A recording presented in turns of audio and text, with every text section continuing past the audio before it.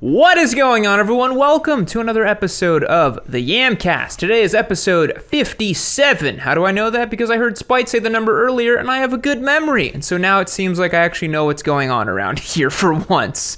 Today we've got news from Triumph in the form of a new sport bike, perhaps, in the leader bike category. Very interesting. We've also got news from Husqvarna, someone tell us how to say it, in the form of their Norden 901 adventure bike. Very curious to hear about that. And then we've got a bit of news from Spite himself. Sturgis recap, behind the scenes exclusive bits of news from the man himself. And Whitney could not join us, but I'm sure Spite will have some wonderful nuggets of wisdom from Sturgis, perhaps. Yes? Yeah. Boy, oh boy, was that a interesting event.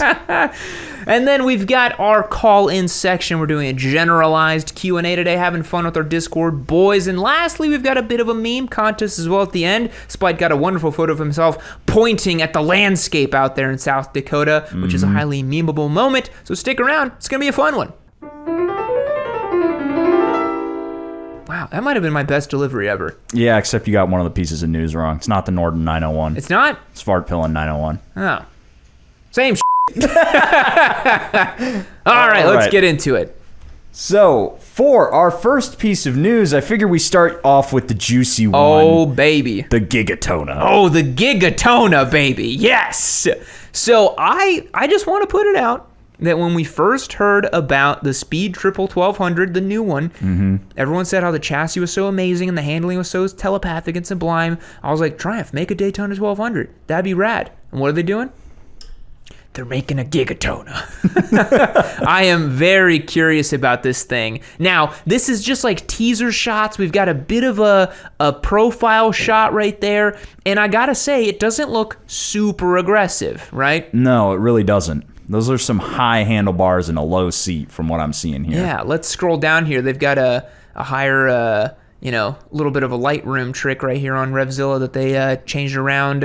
And yeah, it doesn't look like a super aggressive riding stance. So it could just be a kind of SV650X treatment on the Speed Triple. What do you think? Maybe like a Z900 RS situation with the bubble fairing? Maybe I can't tell with this how retro they're going to make it, if they're going to make it retro at all. It looks like we might have a single round headlight here from what I'm looking at. It's very small, and there doesn't look like the long eyes that you normally see on a sport bike. Yeah. So my guess is, and the tail looks literally just like one of the street triples. Yeah. It might just be the Speed Triple's tail. Yeah, right? with this new fairing on there.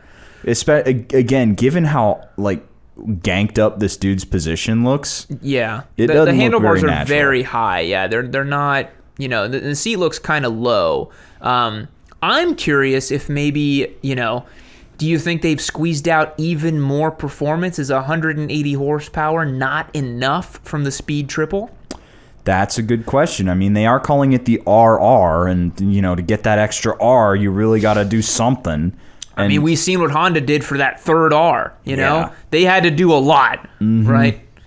So if I were a betting man, I'd say this is probably like juiced up. It's got a different tune. Maybe a different filter, slightly modified exhaust, and then a fairing. It's probably pushing maybe like $195. They might claim 200. Yeah. And then in reality, it'll be like 190. A 200 horsepower triple cylinder engine. That would be very zesty. That would be insane. The torque this thing would make. I mean, the new Speed Triple apparently is just a torque monster, but this with the bubble fairing and the aero kind of thing could just be a serious weapon of a sport bike, But yeah, they're not giving us a lot to look at here, and I also wonder if it's going to be a half-faired type of thing or a fully faired type of thing, Yeah, they're very clever about not showing us the bottom half of this motorcycle. Yeah. From what I'm looking at here, it doesn't look like this extends down in that normal scooped way that sport bikes do. I don't see that bottom half of the fairing, yeah. So my guess is probably it's going to be closer to your, SV650S half-faired situation. Yeah. Which I honestly don't mind those. I think those are some of the cooler looking naked bike things from the early 2000s, you know? Yeah, I think that the reason they didn't show us the tires is because it has knobbies on it. Just kidding. That would be a KTM move. Yeah. It's like, here's a 180 horsepower off-road bike. Check it out. It's got fairings for some reason. It's got fairings. So we are very curious about this. I know I am personally. Triumph's doing a lot of interesting stuff lately. I mean, they've got their new dirt bikes. Which I don't think anybody saw coming. No. And especially the kind of partnerships they've got, too. That's going to be crazy. But I just wonder if this is, is this a sport touring option, perhaps? Do they see a fit for something like that? Like, what kind of bike is this, right? Is it like you said, a Z900 RS styled motorcycle? Because, that bike is like a cafe racer, old school kind of thing. I'm not getting a huge kind of old school vibe out of this. No, it looks, if I were going to give it anything, they're probably trying to do some sort of like, I do sort of see Super Veloce vibes coming out of this a little bit. Okay. So maybe like not retro in that sense, but like retro inspired, futuristic. Yeah, sort of like, Neo Tokyo kind of deal. Yeah. I love there's some version that MV has where it has like, they have like a leather strap on top of the gas tank with like a buckle. I'm like, what? For some only reason. MV, only MV. But yeah, given the peg position or given the handlebar position, given some of what I'm seeing here, this doesn't really feel like a Daytona-ish type of bike. No.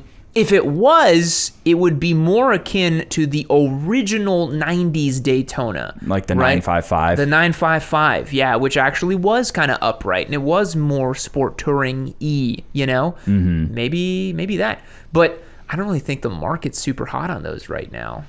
No, I feel like if they were really trying to go after something with this bike, man, I don't see another motorcycle other than the Z900 RS, and that one's like down by 40 or 50 horsepower or more.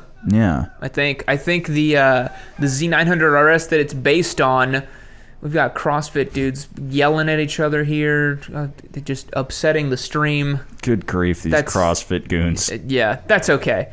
Z900 RS is like 123 horsepower, I think, because it's based on the Z900, which makes like 128 or something. So if this was 180 horsepower, it would be 60 more horsepower than the Z900 RS, right? Yeah, which that is huge, and that kind of puts this in its own little place. Again, the only other thing I can think of is the Super Veloce.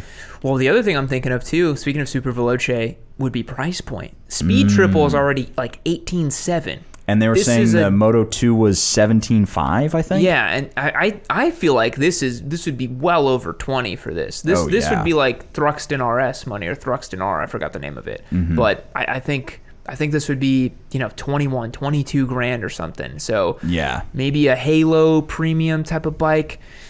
I'm not sure, but I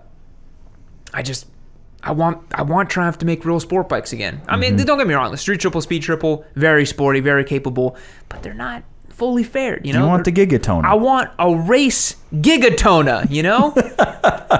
That would be so cool. But maybe this is the closest I can get for my Gigatona.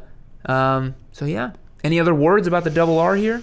No, we gotta wait and see. This one is a wait and see. Maybe EICMA they'll release it. That would be cool. That would be pretty sweet. All right, what's our next bit of news? It's not the Norden. It's not the Norden. It is the 901 Svartpillen has been spotted in the wild. Svartpillen boys always coming out in force on the comments section. I feel like there is very little competition for how hard they simp for their motorcycles. Yeah, I mean they're like a special level of KTM simp. They're like the evolved form. Yeah. They're holographic KTMs, Yeah, and this is really cool because it could potentially solve the only problem that I have with my SMCR. And that is, every now and again, I really wish I had a second cylinder. You should just get a bike that somehow is a V-twin, but can deactivate the rear cylinder and just be a single cylinder for you for whenever you want to enjoy that for yourself. And then when you get on the highway, just activates that second one so you get that nice cruising power, talk to Harley. You met people in Sturgis. You can make it happen now, Splite. Yeah, I just got to talk to the right people. Get Mr. Harley on the phone. Yeah, Mr. Davidson, I have an idea right here. Patented, do not steal. Yeah. But so what we're seeing here is a Svartpillen that is based on the 890 platform. Mm-hmm. And for those of you playing along at home, the 890 here, we're seeing 121 horsepower and 99 newton meters of torque, which is like 75, or no, I think it's like 65, if I'm not mistaken. This is going to be interesting for a couple reasons, because I had just remembered our last bit of news from the other week, which was a KTM 990, right? Mm-hmm. So there will be in the near future an overlap of KTM 690s, KTM 790s in adventure trim and normal trim, KTM 890s in adventure trim and normal trim, and KTM 990s in normal trim, and Husqvarna variants of all these motorcycles. There are so many Dukes on the road. That means that there's like probably 20 permutations of this middleweight KTM Husqvarna bike. What the right? They've lost control of themselves at this point. Good grief. And the interesting thing is, too, for this Svartpillen 901 is that the 990 apparently is going to get a new chassis and a new swing arm, a new frame, a new swing arm. It would have to. It would have to. And so this one would be based on the 890 platform, right? Mm-hmm. So that kind of reminds me of the Husqvarna Svartpillen 401 that's based on the Duke 390, but from yesteryear because they just updated the 390 platform. Am I getting all this right? Because I'm already confused. Yeah, so you can tell by looking at how this bike sits. Or have you ridden Whitney's 701? I've not ridden it. So maybe you're not seeing it directly, but I can tell how much wider this motorcycle is. Oh yeah, it's got a whole extra cylinder. You can tell how much more stuff is between the rider and the motorcycle. Yeah. But KTM's are shockingly light. They are so light for what they are. Mm-hmm. So I would expect to see this bike tip the scales right around 400, maybe a little bit lower. Yeah. Because I think What's Whitney's bike weigh? Whitney's bike weighs 360 pounds, same as mine.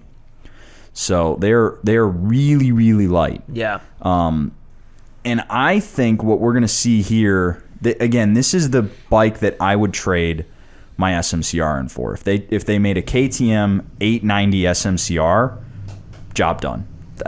That's not really a supermoto. Well, yeah, but let me ask you. I mean, that's basically an 890R. Why do you? What would be an 890 SMCR to you? That the R is not currently. It has the supermoto trim, the supermoto flat seat, as opposed to looking like a naked bike. Okay. I see. So essentially, we're looking at that point, just get a hyper motard, because that's basically the same thing. They sell the 890 for $12,500, and the hyper is like $18,000.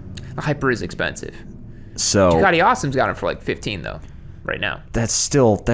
I'd also be on a Ducati. You'd complete your kind of like douchey Euro brand Infinity Stone, right? No, because you don't have any Triumphs. Not yet. Yeah. I've ridden a handful, but yeah. This is something that I want to see them do this with the 890 platform and get it out into different permutations, because it's a very good engine. Totally. Everybody who rides it loves it, and we're doing one as an intermediate bike one day, no doubt. Yeah, I think the next one I want to do an 890 just because I want to see what it's all about. I'm very much looking forward to that, and I was actually at TJ's here in Austin looking at it, and it is tiny. It is teensy tiny, but it packs a punch. Yeah, that's cool. It really does. So putting this into a bunch of different platforms, I mean, hey, good on them, Do you think we'll get a Husqvarna Super Juke one day? That would be incredible. Right? That would be incredible. Although Husqvarna livery Super Duke.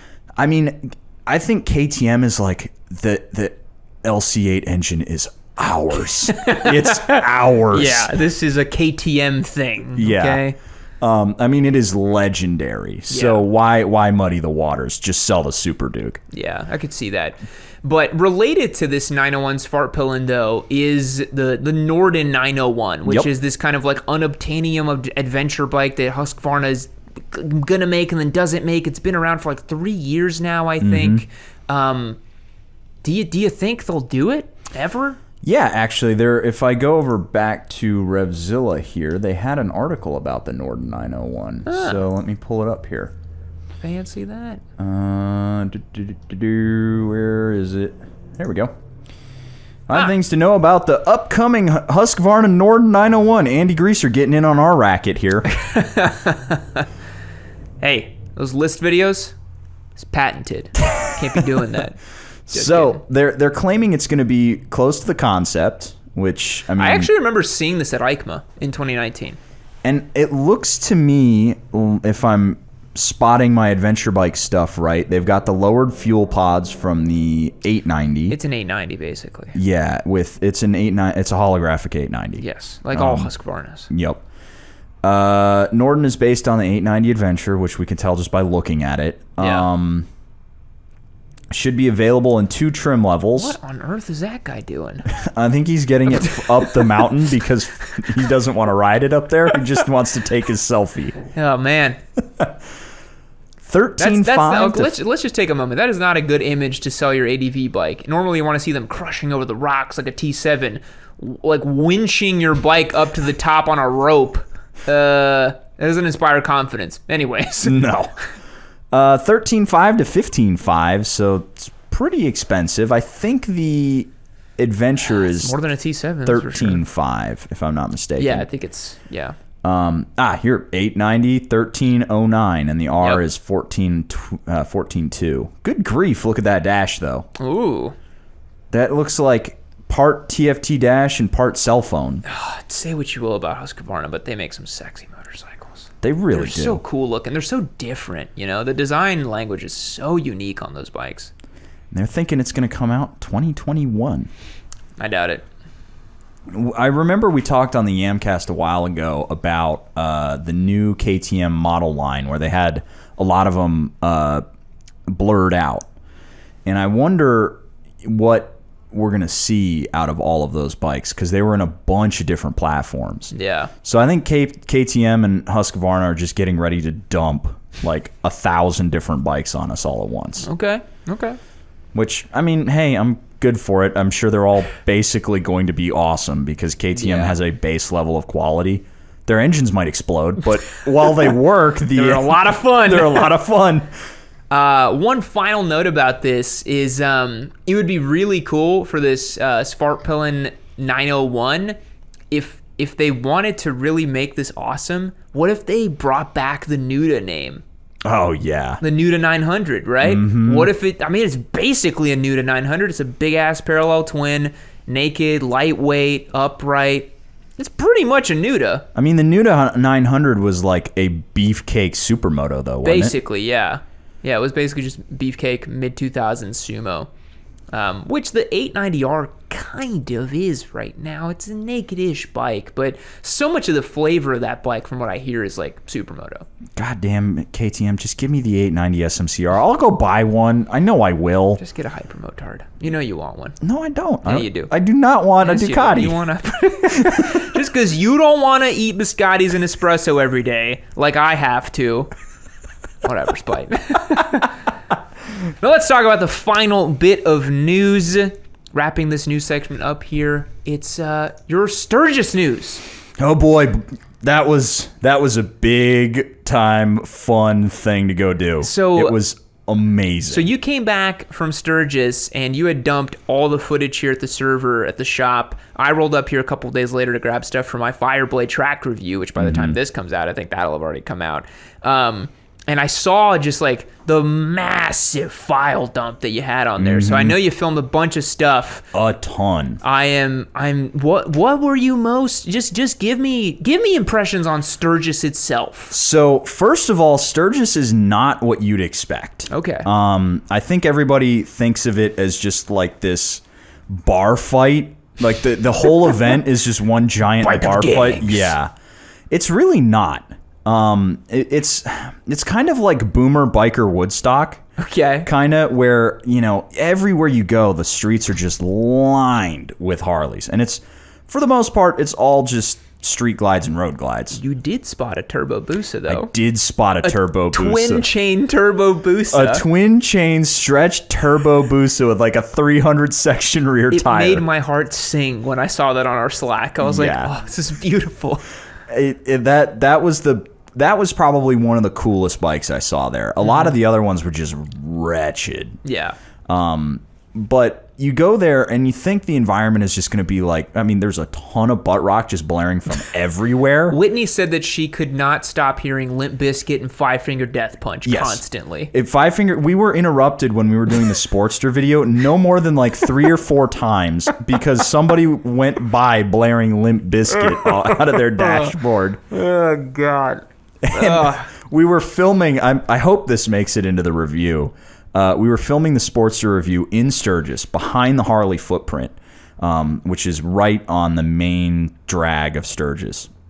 Maybe remind the folks at home what the Harley footprint is, because in my mind, it's just like Mr. Harley just stuck his sweet little toes into concrete or something. That's basically what it is, but it's essentially this giant tent, this huge platform they put together where they're running all of their demo rides out of. They had this bike called the Arctic Blast that they were giving away. That was a flavor of Mountain Dew. It was some super fancy street glide that got painted. It looked pretty cool. I entered to win it, so we'll see what happens. Harley, I'll take my Arctic Blast now, thanks. Yeah. That's not a sexual thing. Don't worry, guys. But so we were filming behind this in a parking lot, and when we were filming, there was a guy who was trying to get on his trike and back it out of a parking spot.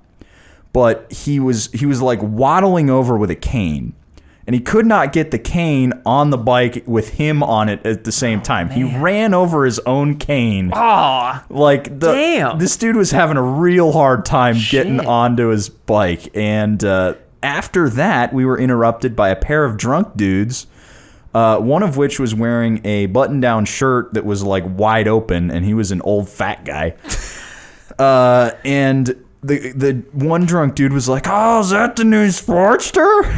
And so we had to entertain him for a little while. Pretty sure he was under the impression that Whitney and I were together. Not in the sense that we traveled together, but were an item. Yeah. Which she said was very common to see in Sportster. Sorry, not in Sportster, Jesus Christ, in Sturgis. In Sturgis, it's very much a couples thing. Yeah. Everybody there is, was there with their old lady on the back. And it was wild to see how many families were also there too. Like there were people with kids and strollers and shit, which was weird. Like not in downtown Sturgis. They're building their immunity system. Yeah, But in Deadwood, there were a lot of families that were rolling through, and I got to imagine some of them came to Deadwood because they're like, "Oh, we're gonna go see Mount Rushmore and stuff." Oh no! And then they didn't realize that the rally was happening. Oh no! Let me ask you this, because Whitney mentioned this to me, and I want to get your take on it. She said that there's nothing to really do in that area other than ride the bikes and go places. So she said that a lot of the time, people were just standing around just like chain smoking. She said that there was just a bunch of souls just kind of lost and looking at the ground and chain smoking. Yeah. Is that true? Yeah. So there's a lot of casinos in all these hotels. Okay. So there's a lot of, and they're not like, nice casinos. They're kind of all sort of dumpy and crappy. It's mostly just a bunch of boomers putting their, retirement checks money back into the penny slots. But when you're not riding and you're not getting a tattoo or a beer, there's really not a lot going on. I mean, you can go see concerts and stuff, and there was some pool party in Deadwood that was happening. But really the reason you go is to go ride in the hills. Which you said was some of the best riding Oh, my ever. God. It was the best riding I've ever done in terms of twisty road and off-road stuff. It was amazing. I honestly thought we were going to be like on highways just slabbing it the whole time. It's 2-lane roads through some of the prettiest country I've ever seen. Sweet. And the crazy thing is there are thousands of bikes on the road while you're out there. I've never been on a road and seen more motorcycles. I bet. It's unbelievable how many bikes are out there. Yeah. And one of the things that we were told was to watch out because some of these people are not good riders, and you can really see it. Well, also, I've heard tell that a lot of them, very unfortunately, ride under the influence of alcohol. Oh, yeah. Yep. Which is not great. I saw one dude riding, I think he was probably on a street glide. No shirt, no shoes, just in shorts. Damn. Helmet? Nope. And he pulled a like Miller out of his cup holder. Dude. And just did one of those while we were out on Iron Mountain Road, which if I was going to give Iron Mountain a difficulty score, it'd be like a 9 out of 10. Whoa. It's a tough road. Yeah. Like, I've never been on a road where you go through 370 degrees worth of corner. Yeah. If you're not paying attention on Iron Mountain, you fall off Iron Mountain. So it's a tough road to ride. Yeah. But if you're doing it, they set it up so you go through these 3 tunnels. And again, I'm not sure if the footage that we filmed on Iron Mountain was in one of our reviews or not, but I definitely have footage of going through these tunnels, and they're lined up so that you can see Mount Rushmore when you come out of each tunnel. Yeah. And every time you go through a tunnel, it gets closer. So you're kind of far away, and you can see it in the distance, and it's real small, and then you get closer, and it's like, a couple of miles away, and you get closer, and you're basically right underneath it. Wow. It's really cool. Yeah. And you also mentioned that there was some pretty fantastic off-road riding, too. Unbelievable. That's really where, I had the most fun. Yeah. Because you're out in the middle of nowhere. You're away from the butt rock and Budweiser, as we said in the review. Yeah. And you can see stuff that nobody else in Sturgis is seeing. Yeah, because they're not going to make it up there on their street glides. No. Even on a manicured fire road, you don't want to be taking an 800-pound Harley down that. Oh, my God. There were some people who went about a mile down one of the roads that we were on their street glides to get to, like, this pull-off point where they can see some stuff. And those guys were they had the skis out, and they were, just clutching the handlebars super tight. Yeah. It was so nice to get out and get away from all of the noise and just see the quiet and the side of all these just massive hills and canyons and all sorts of stuff. We ended up filming our Pan Am review on Cement Ridge, which is in Wyoming, which is literally, a stone's throw from Deadwood. Yeah. And we went up on a cement ridge. You could see South Dakota, Montana, and Wyoming from one spot. It's this massive overlook looking for wildfires, basically. Mm-hmm. So you could see for miles and miles and miles. So I want to go back. I really want to go back. I'll probably go next year. But do you want to go back during the rally? Yeah. Wow. Yeah. Because being even there, with all the Budweiser, all the butt rock, all the goofy people, everything. Oh yeah. It's a big party. Okay. It's fun. I'd like to go there. I'd like to buy myself some truck nuts. I'd like to buy myself, I was get back so whip. disappointed when you told me that you found tiny pink truck nuts and you didn't get them for the Gixxer 250. I know. We were racing to get a pair. We have one of the cargo nets. The other one we destroyed. We needed cargo nets to carry all our gear on the big off-road ride, and I was like, I gotta come back tomorrow and get this stuff when I've actually got time to think about it. Yeah. And we just ran out of time. But I absolutely am going back to Sturgis for sure. Damn.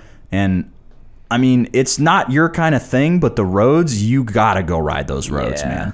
You have to go out there. The roads do seem pretty cool. Hey, maybe next time you go up, you will travel up there on your Pan America. All the way up. Although I will say the ride all the way up to South Dakota is a lot of slab.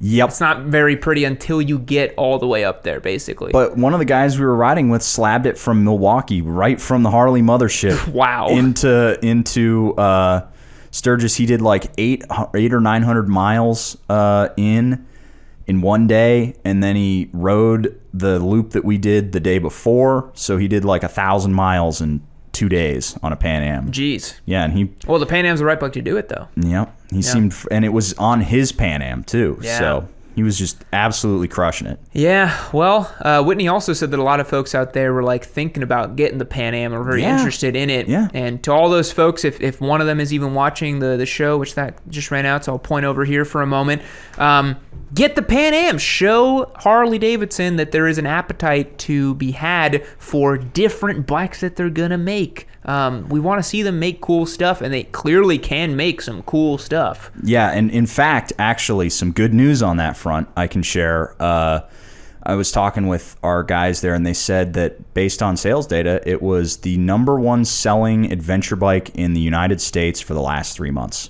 Wow. So it dethroned the GS, the Super Adventure, the Multistrada, and they're over the moon proud about that. I mean, that's amazing. Yeah. To come into a segment you've never made a bike before and to be #1, I think shows you that Americans are willing to give it a shot, willing to support, willing to play for the home team, you know? Mm-hmm. Make a friggin' sport bike, dude! Right? Yeah, I mean, I've actually got a whole video talking about it, so you'll hear all of my thoughts on that soon enough. But it is time. It is time for them to make one. It's time. They need to be stop being afraid of sport bikes and just make one. Make it, Harley Davidson. But if you guys want, Spite and Whitney made a bunch of cool videos that by the time this comes out, a bunch of them will already be out. There's even more content coming out. Make sure you check out our Pan Am and Sportster videos, all of our Sturgis content. Really, really cool stuff. I'm sure it was shot beautifully. By the time we're filming this, I have not seen any of it, but I'm sure it was very, very good and cool. I'm still excited to see the final cuts. I'll be reviewing the first one this evening. So. Yeah. Well, with all of that, it's time to chat with the Discord boys. Let's get into it. Alrighty, everyone, welcome to the call-in portion of the podcast. You guys know the drill. If you want to call into the podcast, hang out with us, watch these live about a week before they actually go live on the YouTube channel, hang out with us on stream, all kinds of cool stuff, join on yammynoob.co. It's the best way to get involved with what we do here on the channel, and it's my favorite part of anything we do here is having this community. Today's call-in is just a general Q&A. We're just chatting with the boys. So without further ado, let's get the first boy on here. Already ready to go is Millennial Malaise. All right. Millennial Malaise, welcome to the Yamcast. How's it going? Hey, y'all. It's doing pretty well. How's it going for y'all? Doing good. We've had a bit of a route of good news today. We're riding on high, feeling good. It's a general Q&A. What have you got for us? Right on. Well, I think, like most of them, it's just going to be a ton of questions about Sturgis and the experience. I was wondering about the new Sportster.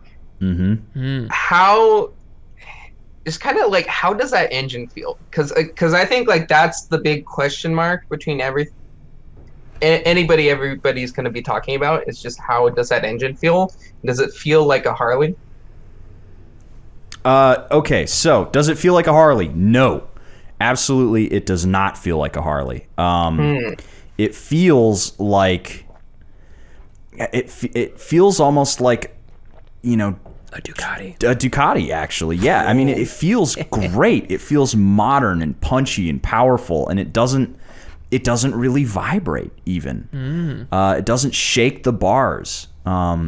It's a very smooth, very linear, very usable engine, and I adored it in the Sportster. I even like the Sportster version of the 1250 better than the Pan Am version, which has a little bit more power, but it's all at the very tippy top, and the Sportster has this broad power band. Super useful torque. That's really interesting, because I would have thought the adventure bike would have had more low end. So it's interesting to hear that the Pan America has it all on the top. What's possible is that the Pan Am, because we were on the Anarchy Wild tires, had the traction control kicking in a lot more on it, and limiting the torque, because I peeled out from a couple of stops and I was leaving rubber behind on the road. I was definitely riding that bike like a bit of a hooligan. But I think maybe if it was on the regular adventure rubber, you'd feel it a little bit more. But I feel like it's got to be torque controlled, because even a T7, I mean, in the dirt, just rips up ruts and really gooses it, and it has half the torque of a Pan Am, right? So it's got to be bottom end limited, right? Yeah, it probably is. And I did a burnout on one of the hills that we were on, and I basically almost dug it to the hub in, a couple of seconds. Yeah. So it was just tearing up the ground. So it might be limited like that. But the Sportster just felt amazing to me, honestly. Like, I'm curious to ride it. It felt very, very different. The ergonomics are awful. Harley needs to go back and work on that. But the engine, chef's kiss. Now, question about the ergos. Mm-hmm. Are they awful because you are like a giant human, or is it awful because they're just like really cramped? Well, a bit of both. Harley meant for that bike to look like an engine and two wheels. That was specifically what they told me, is they wanted it to look like an engine and two wheels. And it looks like an engine and two wheels, and it rides like an engine and two wheels. Very small, very cramped, and the bars are really low. I mean, maybe if I was a foot shorter, it'd be comfortable, but at 6'4", I was not having a great time on that motorcycle. Unless it was on the side of the tire, because on the side of the tire, it felt great. That's really interesting, because I remember you when the pictures came out, just ragging on that front tire, saying like, "There's no way this could handle well. It's too fat." But that's really interesting. Well, they put a rear tire off of a proper sport bike, basically. It's a 160, but the profile is super, super aggressive. Well, what's happening here is Millennial Malaise is spoon-feeding you the crow that you must now eat to say that it's a good motorcycle. Honestly, I'm completely willing to eat crow on this one, and I'm happy to. Yeah, I think honestly. that's what you wanted, right? I wanted to eat crow on this. I wanted to be wrong, and I was. So, good job, Harley. Honestly, I love that we live in a world where Spike can consider buying a Harley Davidson for off-road and won't take a KTM off the road. That's what I said. It's a beautiful world. I literally told him, I was like, if you get a Harley for off-road and you have your KTM from on-road, I will literally never let you live it down. I will make fun of you every day of your life. Thank you. God bless. God bless Millennial Malaise. And on that note, we got to let you go, but that's a beautiful note to let you go on. See you later, man. Have a good one. Someone else feeling the shit right there. It's just too perfect. All right, next up we've got Witty Liquid 01. Hey there, Witty Liquid. You are on the Yamcast. How's it going? Oh, there he went. Oh, he got a little shy. That's okay. Let's get our next caller. Next up is Hamraz BB. Not there. Now we got Raishai 02. Raishai02, you're on the Yamcast. How's it going? Going all right. How about yourself? Good, good. Today's a general Q&A. What have you got for us? I just want to say I'm new to riding. Got my bike about like a week and a half ago. Oh, nice. Nice. Congrats. And in a matter of 5 days, dropped it, and then 5 days later, fucking binned the thing. So Oh no. Okay, so let's start back at the beginning. What bike did you get? Yamaha R3. Okay. Nice. I think dropping it's pretty normal. I dropped my first motorcycle a handful of times. What was the circumstances with which the binning happened? So I'm not sure if I'm using bending in the right way here, but long story short, I was riding on the highway.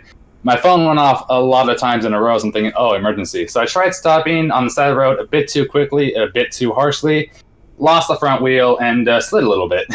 Oh. So now the gear lever is kind of bent inwards towards the bike. Oh, is that all that happened? I mean, the fairings got, well, kind of but it's kind of to be expected. Yeah, beginner bike stuff. But ultimately, the question I did want to come ask is that, like, I'm new to riding, got into this hobby completely on my own. How do you get past everyone in your family just being totally against a bike? My mother, my sister, my dad, he used to be in support of it, but turns out he thought I was all talk because when I told him, yeah, I'm getting a bike in like a week, and he goes, hold up, and tried to talk me out of it as much as he could. It's difficult, man, but at the end of the day, I think this is something that, over time they will just come to accept. Mm-hmm. I think it's just a little tough right now since it is so new. You said you started riding like a week and a half ago, right? Yeah, I got the bike not last Saturday, but the Saturday before that. Yeah, I mean it's so fresh, right? And I think it's just going to take them some time to just see you as a motorcyclist and understand you as someone who does this activity. But yeah, that'd be my take on it. Why? What do you think? Show them your gear. That's one of the things that helped me out with my folks was I showed them the helmet that I was wearing, that it was like a real helmet. It helped that I had an RF 1200 when I did. And then I showed them my jacket, which at the time was the Dainese Super Speed, which I had a bunch of really nice pads in. Showed them my boots, and at the time I was wearing actual motorcycle pants. I wear jeans now. But, I showed them that I was wearing gear, and it made them more comfortable. So maybe do that. Yeah, and that's what I did too. I've had a full riding jacket, which the sleeve is now sort of gone on, but kind of the point of it during a slide like that. And it's just one of those things. Like even with the gear and everything, they still don't like it, and it's just hard because I swing a leg over the bike and I realize that just everyone, like, there's no one in my corner for this sort of thing. Oh, like even like all my friends were like, "Why are you getting on a motorcycle?" Because I want to, but I would say, now would be a good time to maybe find other riders or like-minded folks, because it seems like there's a lot of negative energy surrounding your choice to ride a motorcycle. And, not to say that you want to surround yourself with, like, yes men or stuff, but it is obviously more fun and more enjoyable to be around people who support what you're doing. So yeah, maybe after a couple more weeks, you build up your skills a little bit. Maybe go to a group meet or something, or a bike night, meet some other folks who are interested in the same thing as you, and hopefully won't just like ask you why you're doing this thing. Yeah, I'm trying. I do have my neighbor who has a BMW 1000RR. Oh, okay. So that's cool, but I've not talked to him. I'm in my new house for like only a month now, so. It's just trying to expand my horizons. Large part of why I joined the Discord. Yeah, well, hopefully with the meetup tool, or finding some other folks. I mean, you can just chat on there in Discord and definitely feel that way of people actually supporting what you're doing, and everyone's having fun with motorcycles on there. So yeah, man, it does get better over time, I promise. Thank you. All right, we got to get the next caller, but I appreciate your call, man. Hey, thank you. All right, bye-bye. Bye. Next up, we've got Wait a Minute. Not there anymore. Oh, that was... Just missed him. Luck of the draw. Oh, wait, he just came back. Oh, wait, never mind. All right. Hey there, Witty Liquid. You're on the Yamcast. How's it going? Oh, it's going good. How about you guys? Good. Today's a general kind of Q&A. What have you got for us? Well, right now I ride a Jigsys 750. Nice. Mm-hmm.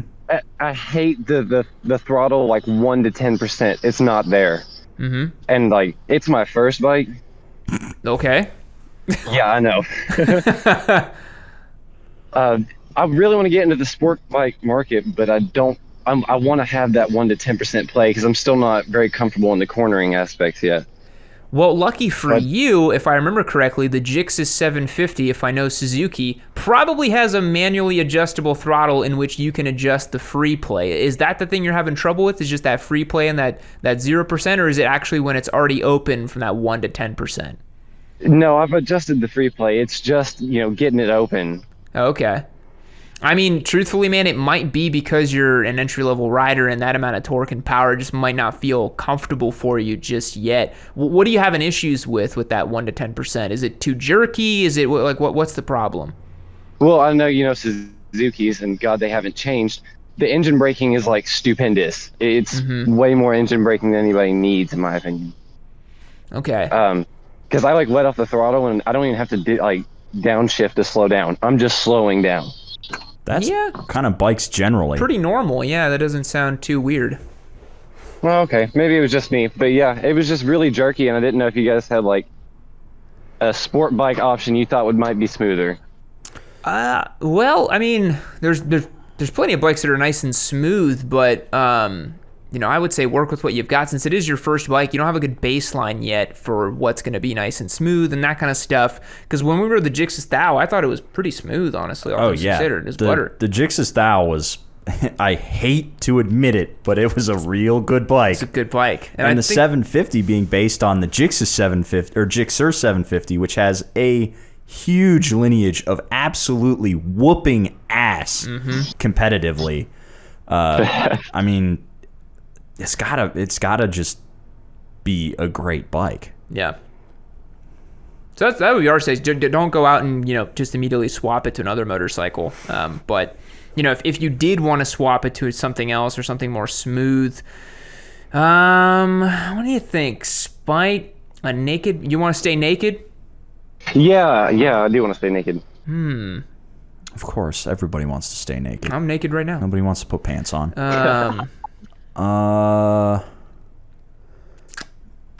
I'm honestly having a hard time struggling to think of one that's not herky-jerky with a ton of engine braking. All the Yamaha MTs are really herky-jerky.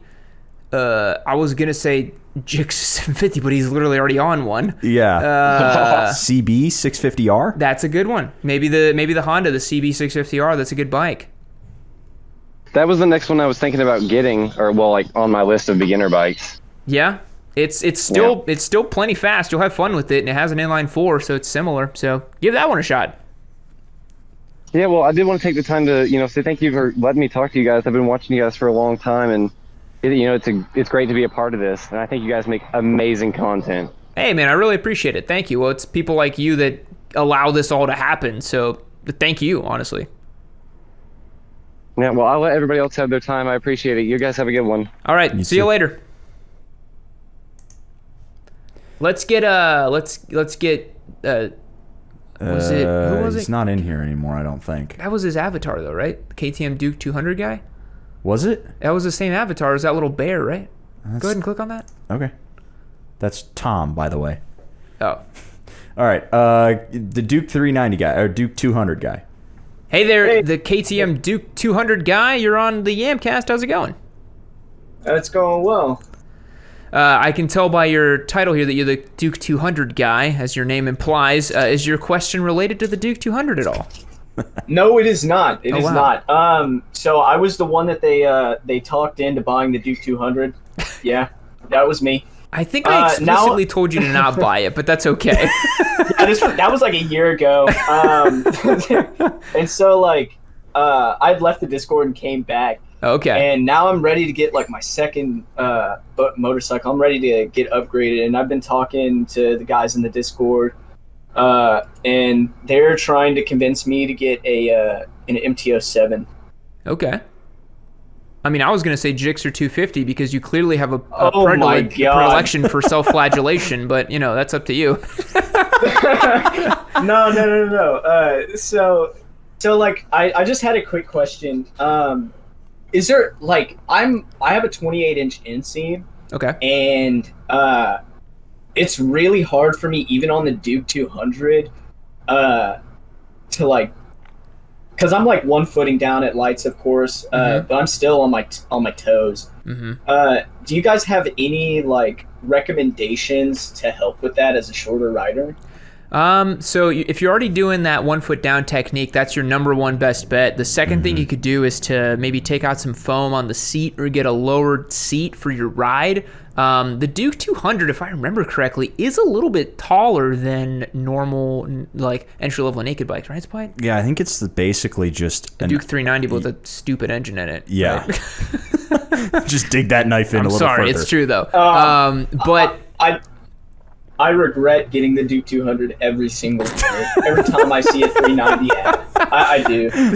I honestly remember when that bike came out. I was like, "Who the hell is this thing for?" It's such a strange little motorcycle. I think we made fun of it on the Yamcast. I think we did, yeah, and I don't think KTM has sold very many of them. But yeah, you could the 1 foot down technique's the number one way to go. Lowering the seat a little bit helps, and then beyond that, that's kind of it. Well, what can you think about? Maybe a boot with a taller heel or something, right? It is okay to wear platforms. Yeah.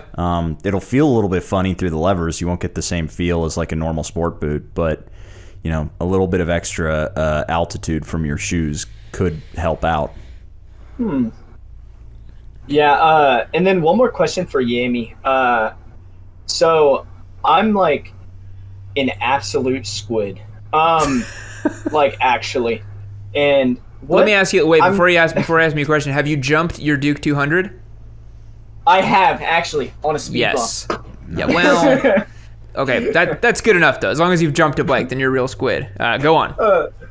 So like, what do y'all think? Because I live in Texas. I live in the Houston area. Okay. And what do y'all think about, like, is there pants like that don't bake my fucking legs in the sun, man? Pants that don't bake your legs in the sun. First of all, God bless you for getting a Duke 200 in Houston, where like everyone does like 95 on the highway. Like, God bless you, man. But I mean, I pin the throttle so much on that bike, actually, and it's just I kill that bike every day. I beat the out of that bike, Yami. There's so much hatred in this man's heart. All right, so pants that won't bake your legs. Most very protective motorcycle pants will have like a layer of Kevlar. They'll be a little bit more reinforced, so they will be a little bit denser, right? So they will bake your legs a little bit, but you know, you could always go for a textile pant if you really wanted to. It's not my preferred option. I don't wear them, but if you are looking for something that's very breathable and will protect you, a textile pant would do that. What do you think, Spite? I think the Climb Outrider is supposed to be a little bit on the cheaper side because it's been out for a while. Usually Climb stuff's super expensive, but I think it's meant to be a little bit more baggy than just like a normal, like your Ugly Bros, for example. So that would probably be where I'd start. I like, you know, my jeans are super loose fit, which isn't great when you have pads in them. You want them to stay in place, but I'd start there. I was actually contemplating buying a pair not too recently. So yeah, the reason I ask is because I get so like hot on the motorcycle. There's been times where I've just ridden in shorts and it scares the shit out of me, honestly. Oh, yeah, it should. It does. Yeah, definitely get yourself a pair of protective pants, man. I really recommend it. Those are going to be our bets. Go with the Ugly Bros, the Kevlar, maybe a Pando Moto jean. They have like the steel wool fiber or whatever, or that thing that Spite recommended would be good too. All right. Yep. All right, well, thank you guys. Well, best of luck, my sweet squid. Thank you, Yami. Thank you, Spike. See you later, man. Yep, you too. freaking Duke 200 in Houston. Duke 200 in Houston with shorts. Good grief. I love it. I love it. All right, next I don't actually love it, but like the right energy. Come on, yeah, the right energy, yeah. Alrighty, next up we got Metal ML Head.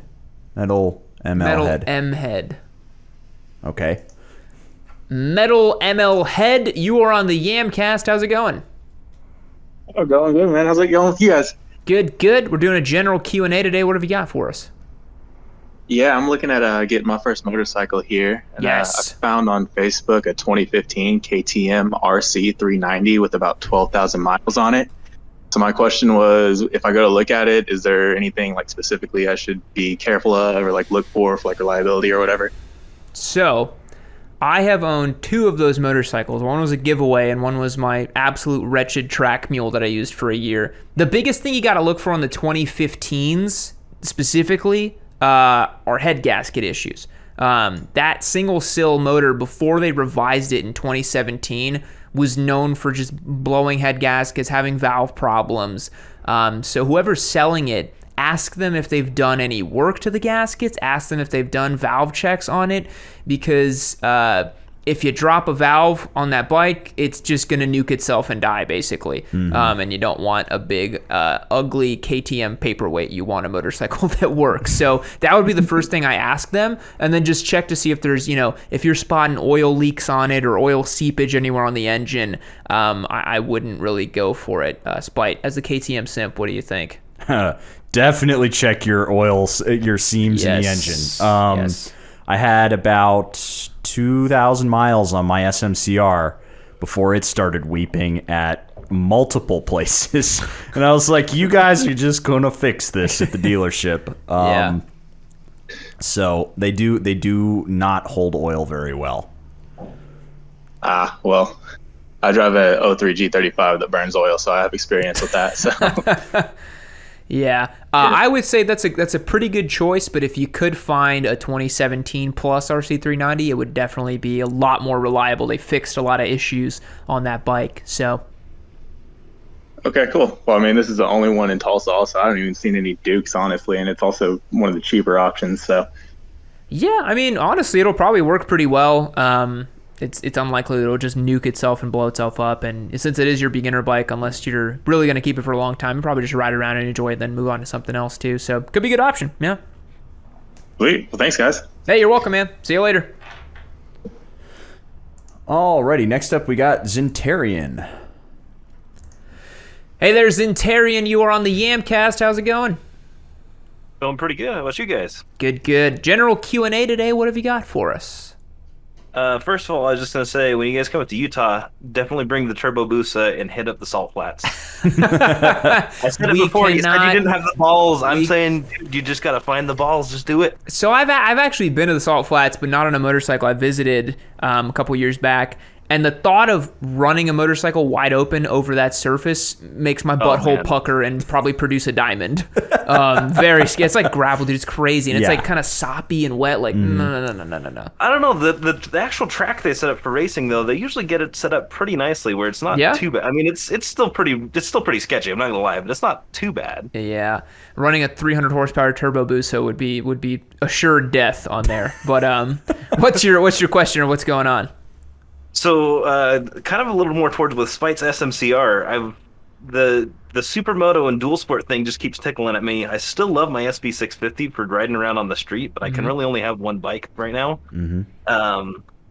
And I've got all these trails around me in Utah on fire roads and stuff. As far as just hitting up like fire roads or simple trails, do you feel like something as big as the SMCR or the Enduro version is a little too big for something like that for someone who has no off-road experience, really? Not really, I wouldn't say, right? No, I mean, the SMCR is really not designed for it, but the 690 Enduro is literally designed for like fast, flowy roads like that.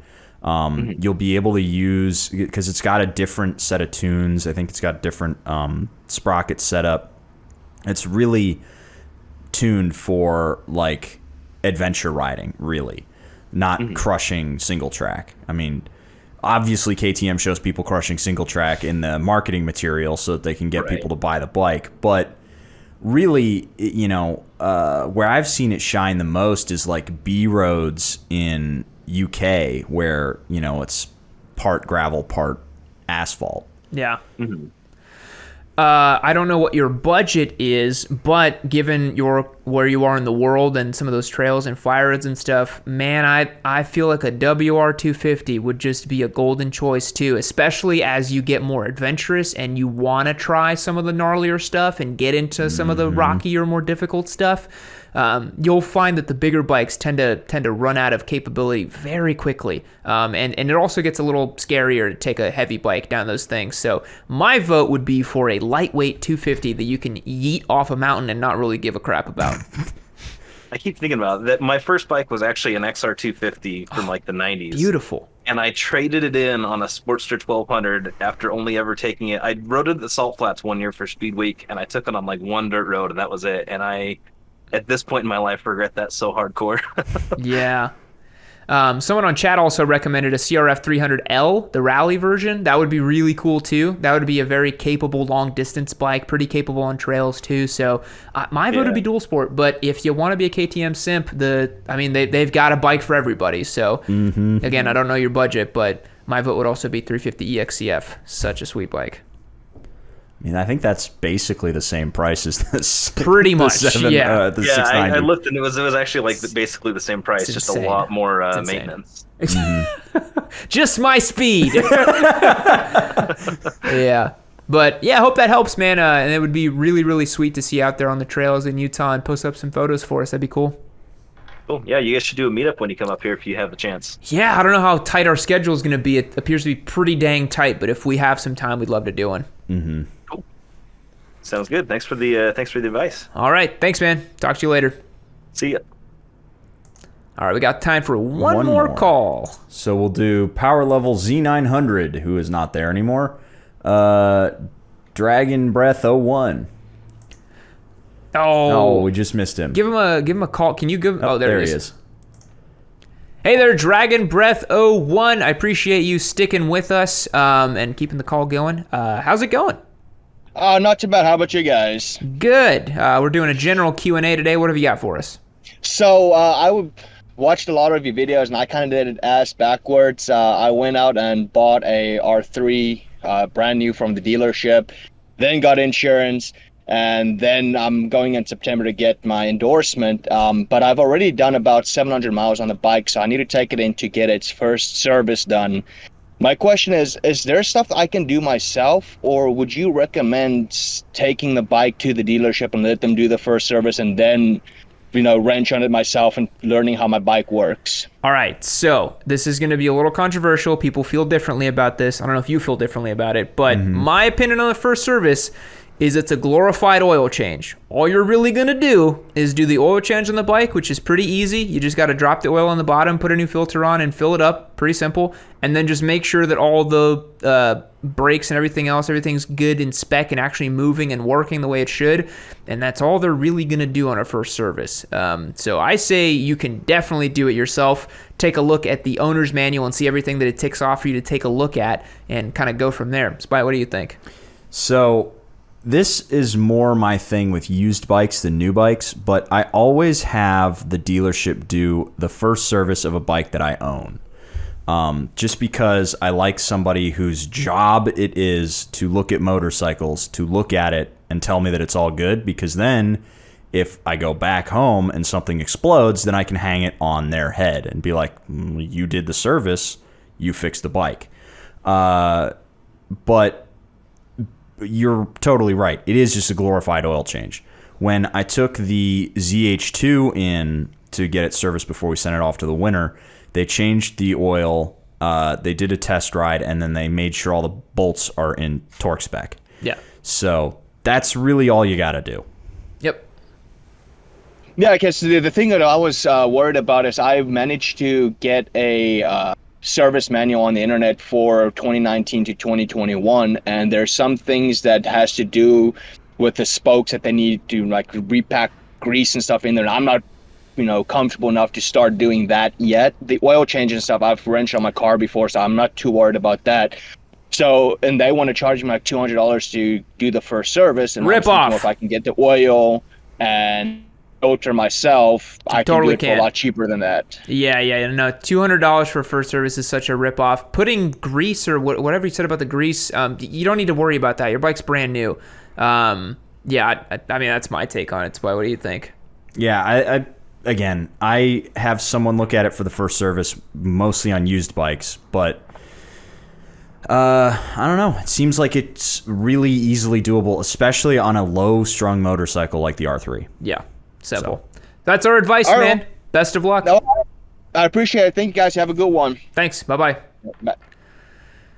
Alrighty, folks. That's going to wrap up our Discord call-in section. We're now going to move on to the meme contest of this week. Stick around. It's going to be a good one.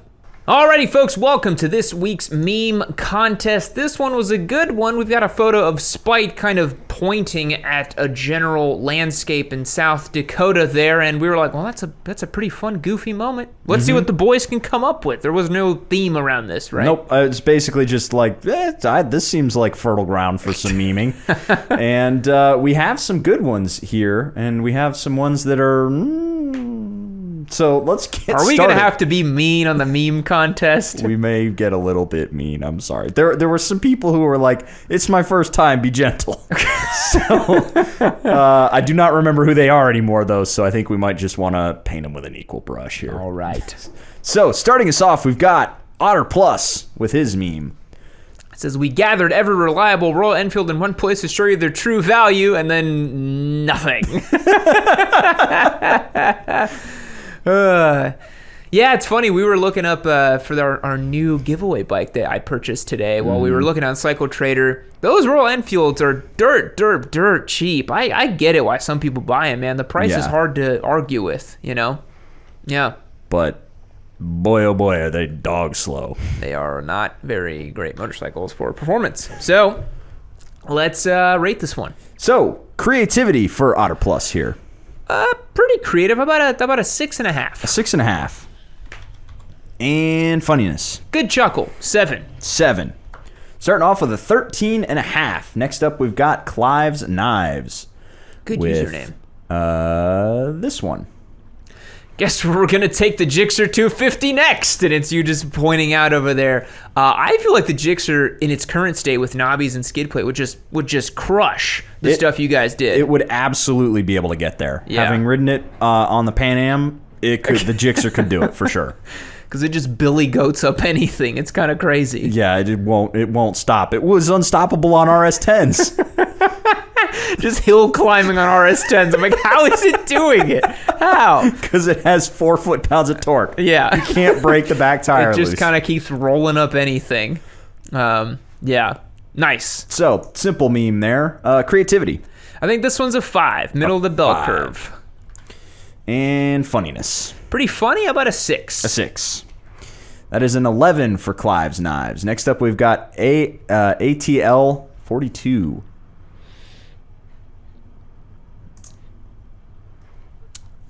ATL 42, simple but effective. It's all the girls I pick up riding a motorcycle, and it's just nothing. Yeah. Very accurate. Pretty accurate. Although I will say, this doesn't do good for the girls' bike thing. There were a lot of women who came up and asked me about the Sportster when we were in Sturgis. So maybe it is a girl's bike. Oh, no. That does not help that bike's case at all. Like, wow, so many women are coming up asking about this motorcycle. This is a friggin' girl's bike. That's why. Oh, that's great. All right, ATL 42, creativity here. Man, I want to give it like a 5.5. 5.5. Yeah. Funniness. Pretty funny, though. How about a 7? A 7. Commander Tano is up next with this one. It says, caution, Busa boys ahead. And there's a Busa boy in the background there, and you're kind of pointing at him. I'm not sure feeling it. I'm not sure I understand it. Do you understand it? Just like, watch out, there are Busa boys. I don't know. Doesn't... Because your pose is like revealing something. Yeah. You know? And I don't know, that's the wrong Busa. It's the wrong Busa, and why would a Busa be floating above the forest like that? Because he yeeted himself off the road. Yeah. I think we're having to work too hard. Yeah, for we're this working one. too hard. Creativity. 3. Yikes. Funniness. 3. Solid 6. Oof. the Tito Rabat. Yep. Dr. Wunzel. Dr. Wunzel is next with the starter pack meme. Ooh, starter pack meme. Honda naming anything starter pack. Ronda, RRR, then R's and R's and R's, and then restricted. It's kind of true. Yeah. Mm-hmm. They have an R in almost every bike that they make. Yep. Okay, so... You got the Rebel, that's an R. Mm-hmm. CBR. Mm-hmm. CRF. CB650R. R. CBR. 650R. CBR 1000 double R. Triple R. Triple R. I think there's a single R. Is there a Goldwing R? There should be. There should be. I don't think there is. If anything, it's the Goldwing Dad. Goldwing Dad edition. Gold Ring. Honda Fury. There's an R there. Wrong spot. Yeah, it's the wrong spot though. They do like their R's though. They do. Yeah. I think they're even worse about it than BMW. Yes. Yes, they are. Okay, so I mean, they launched a triple R. Mm-hmm. Come on, nobody, and on the bike, it's got 3 R's right on the eyebrow. Yep. They're like, no, we're proud of these R's. For Dr. Wunzel here, creativity. I think a 7.5. A 7.5. And funniness. I think a 7.5 as well. A 7.5. Pretty funny, yeah. Yeah. That is a 15 for Dr. Right. Wunzel there. Next up, we got Soulless Soldier, who has basically started a recycling program here. I got Yami a new bike, and it's a Versys 650. No, it's a Vulcan 650, I'm sorry. Vulcan 650. He's used this image in the past. I'm not sure if it's his motorcycle. Probably is. You know, Vulcan 650 owners, self-loathing, repetitive, uncreative. You know the type. Spite those friggin' Vulcan 650 boys. I would just like to point out that Vulcan 650 video we put out, how many comments is it up to? Oh, it's got way too many. 1,200 Oh my god, it's got so many comments, and they're all like dissertations. They're like, do you think any of us is gonna read? They think, God damn, dude. Yeah. Like, I remember just scrolling through it, like, remember all the blocks of text about this bike? And I was like, it honestly doesn't deserve this much insight or thought. No. It's a 650 cruiser bike from the Big Four. Who gives a Oh, man. And somehow I still managed to give it a nice drive-by in today's video that I was putting together. Because of course I did. So, for Soulless Soldier here, creativity. I think a 5. A 5. Kind of middle of the bell curve. And funniness. 4. A I 4. I get a chuckle out of it. Screech Owl is next with another picture meme, which is right here. Says, oh, that's me with the Michelin hat. Okay. Says, gosh, Spite, it's me, the tootinest dirt boy in the West up here to teach you a lesson. Stick 'em up and throw a leg over that there Gixxer 250. We're going on an adventure. Spite, be careful. Yosemite Yam is coming for you. I feel like if Yosemite Yam had a playground, it would be South Dakota. Yeah, probably. Right? Big, wide open, westerly lands, you know? I could see it. You'd probably be set up in Deadwood, too, because Deadwood is very old West feeling. Yeah. Yosemite Yam out there. This is good. I like it. It's, the Photoshop job isn't particularly inspired, but you could have used my face instead of the logo, That would have really sold it. Yeah, it took me a moment to actually realize that the logo was there because it was just black on that. And then there's also, I see the YN logo on his shirt, and then the guns say Suzuki. So yeah, I think in terms of execution, maybe not the best, but the idea pretty funny, pretty good. Yeah, I agree with it. Creativity. Give it an 8. An 8. Pretty creative. And funniness. Pretty funny. How about a 7? A 7. Yeah.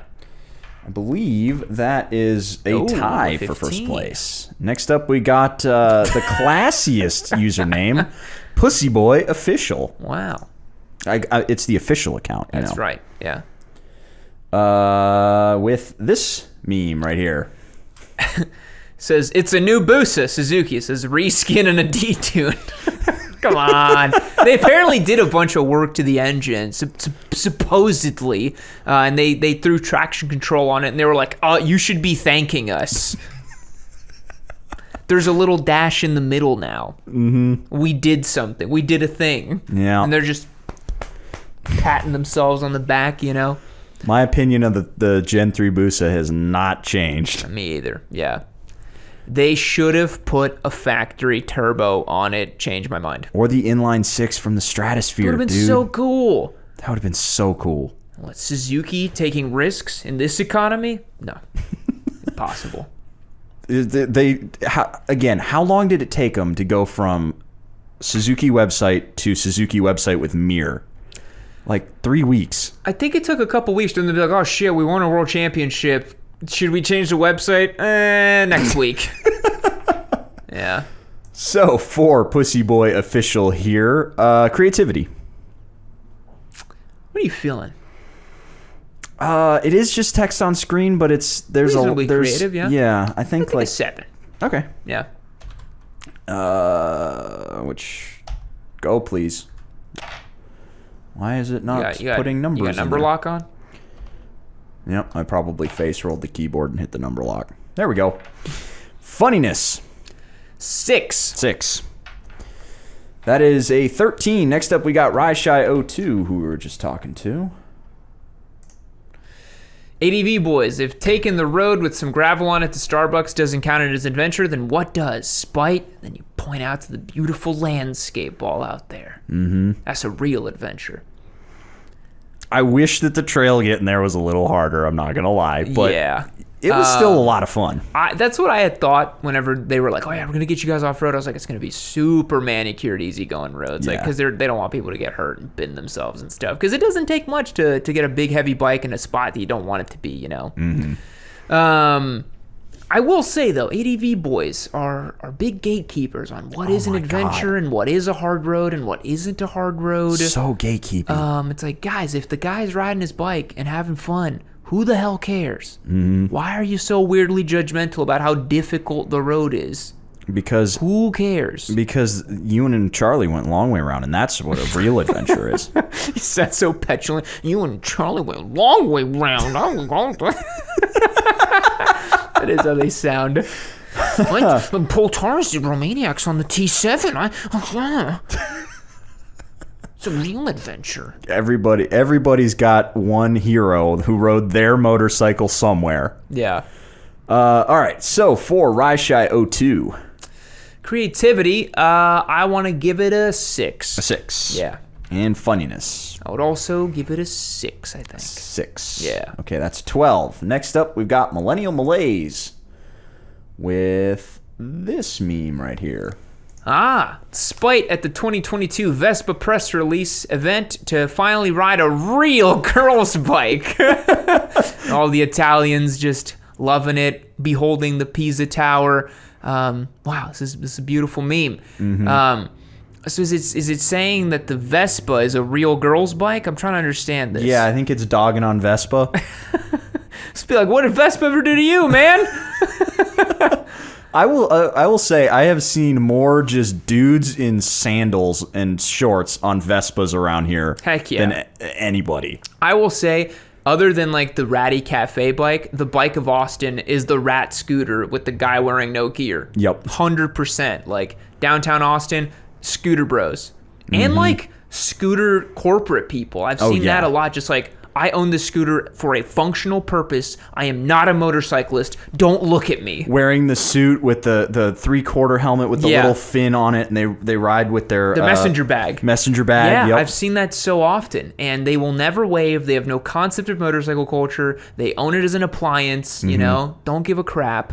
They should be on a Super Cub. They should. Be cooler if it were.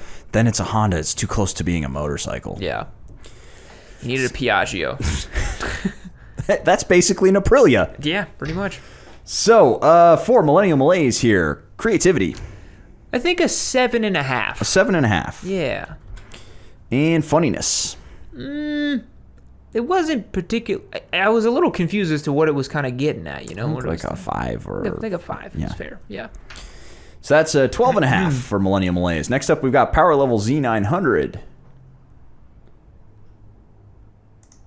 Okay, so I'm going to pull up the bigger version of this in the next screen so it's readable.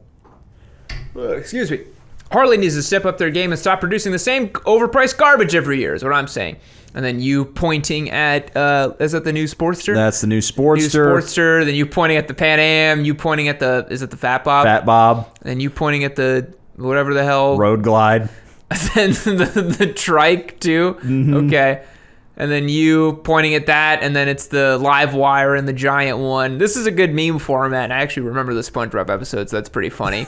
I don't know if I would qualify the trike as not overpriced garbage, or the, what is that, the Road Glide or whatever? Yep. I mean, guys, they just put a big fairing on it and some speakers, and they're like, here's 40 grand worth of motorcycle. And I'm like, buddy, that's not 40 grand worth of motorcycle. Nope. No, it's not. These guys were also the most dangerous in Sturgis, the guys on the trikes, because they ride them like a bike, and then suddenly you've got half a car in your lane because they're just eating the double yellow. Yeah, not good. And I don't think the Fat Bob is really, you know, like not the same stuff over and over, because they've been using that engine for a while. I'll give it to the Pan Am and the new Sportster. Very cool, very good new bikes that are doing new stuff. Very awesome to see.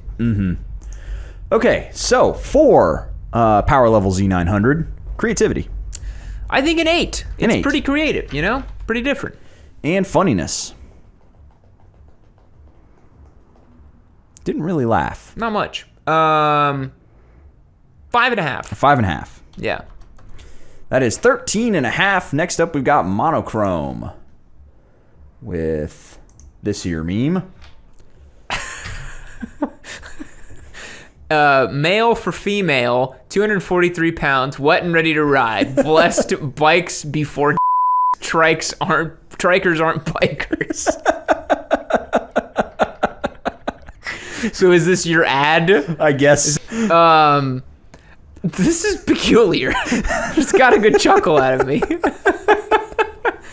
I will say, people always point it out because we say it so willy-nilly, like the wet and ready to ride line. Out of context, it does not sound good. No, it really doesn't. One thing that you guys don't know about, but is before we start filming stuff here, we usually make sure that our wireless lavs are turned on. So I very unironically will usually turn to Spite and just be like, are you turned on? we ask each other that constantly. To which we reply, yes. Just there's like, are you turned on? Yes. If people actually saw what happens behind the scenes. We got that one clip on Instagram. I'm just talking about lactation and $1 Million Man and a 4-hour boner or something. Like some weird happens here before the cameras actually start rolling. So yeah, just so you guys know. And now thanks to Whitney that they're usually rolling now whenever we start saying it. I swear to God, she presses record and then waits to then say she's rolling. She's never rolling when she says she's rolling. She's a liar. All right. This is a good meme though. Yes. I like it. So for monochrome creativity, I think this is a 7.5 for creativity. What do you think? I like the ad thing, even though it is just text on screen. Yeah. So, funniness. I think 8.5. I got a good chuckle out of this one. I liked it. That's a solid 16, and I believe that is our front runner. Whoa. Next up, last up, Stacy the Death Star.